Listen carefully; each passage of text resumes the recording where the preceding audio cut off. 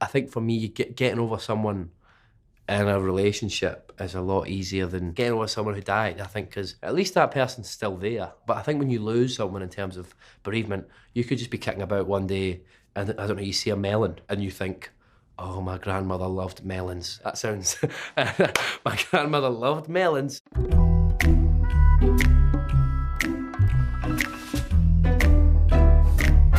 6 months after I wrote the original melodies, I'm in a session with friends of mine called TMS and Romans. We're just kind of messing about with this other idea that's very uncharacteristically for me, upbeat and very happy. I show them that these melodies and they're like, cool, let's work on this. This seems like it's got legs. I think it was one of them that said, you don't actually, you don't have to write a song about your relationship that broke up, which sounds very simple, but once you've been doing it for 3 years, like writing about that same relationship, it's very hard to get yourself out of that space. I just didn't want to write about me again necessarily, like so directly about me and my experiences. I wanted to keep it broad for people to kind of find their own thing, because that's one of my favourite things about playing shows is people coming up to you and being like, this is why I love this song and this is the story that it connects. Do you know what I mean? Like, I love that. So I thought, let's write a song that's less about me, so it kind of takes the pressure off writing about, you know, death. I'm going under and this time I feel there's no one to save me. This all and nothing really got away, you're driving me crazy. When things are great, they're brilliant and everything's amazing and you're kind of like, it seems like nothing could go wrong, and then just over the course of like a week things can just turn, and then you've got all this stuff like that is just so much pressure or whatever it is. Do you know what I mean?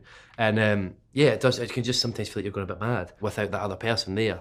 It's harder to kind of consolidate your thoughts a bit, and it just feels like everything's a bit of a muddle. I need somebody to heal, somebody to know, somebody to hurt, somebody to hold. They're bringing in this new law. I think it's UK wide now. I'm not 100% sure on that, but we have to opt out of organ donation now. So you say I don't want to be an organ donor as opposed to yes, I'll be one. And I was like, it'd be amazing to kind of raise awareness for these charities. It was Live Life, Give Life and Save 9 Lives. It was cool to kind of have something else. There was another story that applied to it. It was initially a very emotional thing and not the physical aspect of it, but then you kind of start to interpret your own songs differently. It's easy to say, but it's never the same.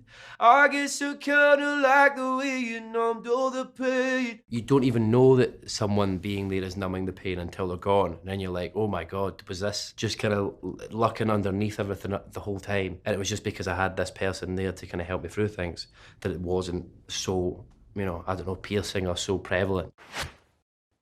Now the day bleeds into nightfall. At like 3 in the morning is when I'm like best, like in terms of like, I feel like I'm getting the most out. And I think it's because everyone's asleep. Plus I think at 3 AM, melancholy really sets in, and you just feel like, I said melancholy really weird there, but it just kind of like sets in, and it's like you kind of think about your feelings a bit more, like on both spectrums of things. So yeah, I've spent many like late nights, early mornings just kind of banging my head against a keyboard or a guitar and nothing coming out.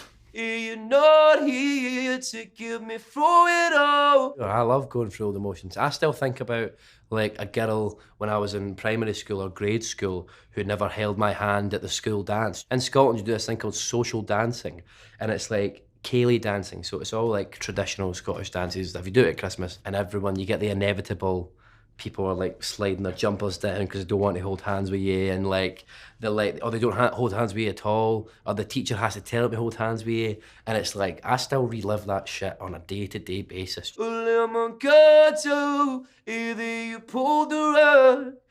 was getting kinda used to being so in love. I always write my songs 4 months after the fact. Like, or that's like roughly, like, do you know what I mean? A couple of months removed from the thing happening. Because I think when I'm in something, it's very hard to like, as I say, like consolidate the thoughts and be like, okay, what am I feeling here? Once you've had that kind of space from the thing happening, it's like, oh, I can actually see where I went wrong in that, and where they went wrong, and where, do you know what I mean? How things ended. It's not just like a song where I'm like, you know, you're a fucking dick and I hate you.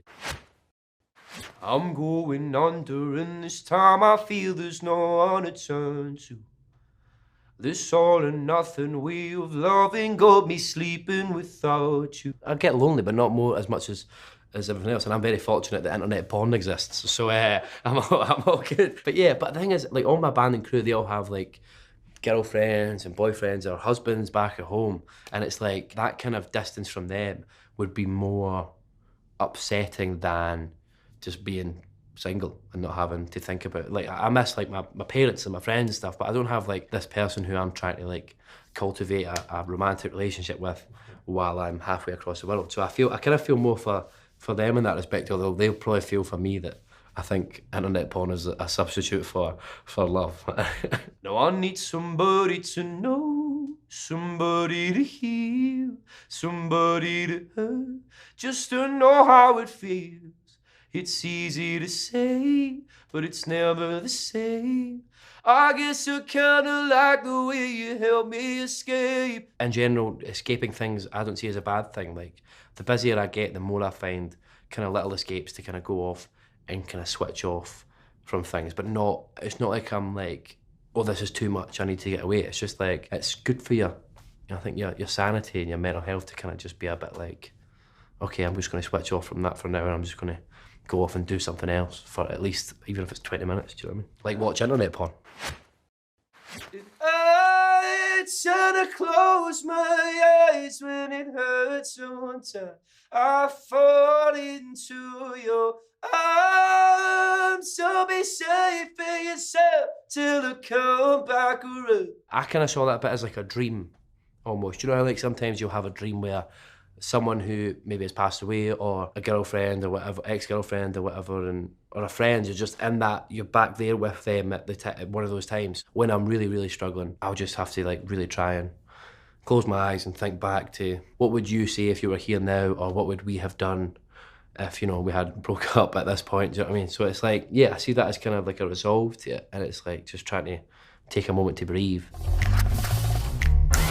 I never thought I'd be in a position where someone was asking me about my lyrics. I would never have thought this, like, it would have got as mental as it's got off the back of it, but I'm fucking glad it has, because I really need to move out of my mum and dad's house, and hopefully we can do that at some point.